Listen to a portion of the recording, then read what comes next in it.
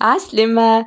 أياني جيتكم اليوم بغسيت متاع ماكلة زمنية تونسية اللي هي الطاجين التونسي.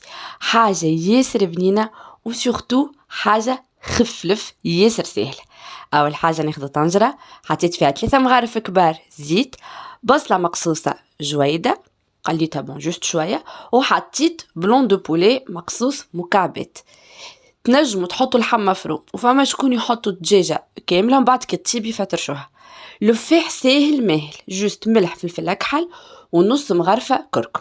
لهنا غطيتها باش الدجاج متاعي يسيب الماء متاعو، بعديكا مرقتها بماء يغلي، جوست غطيت شوية دجاج كما تشوفوا ونحطها تطيب على روحها. كي الدجاج متاعي يطيب نعس، ما نحبهاش تشيح من الماء كومبليتمون، نحب يقعد لي شوية متختوخ خاطر هذاك اللي باش يعطيني البن.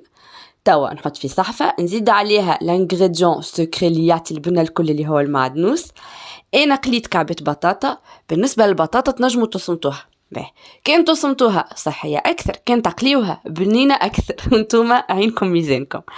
وتوا المرحلة الأخيرة اللي هي باش نزيدوا العظم. أنا عملت طبق صغير موش كبير برشا، دونك لهنا بالنسبة للي كونتيتي متاعي عملت 6 عظمات. المهم بعديكا كي تخلطوه يجيكم شوية ماهوش يابس ياسر، معناها كانوا يابس زيدوه عظمة.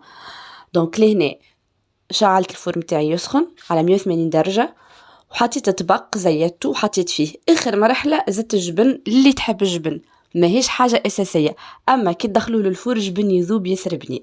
لهنا الطاجين متاعي حضر، قصيته لكم تشوفوا من داخل كيفاش حاجه ياسر بنينه. كان عجبتكم الغوسيت ما تنسوش تعملوا سابوني وصحه وشفاء.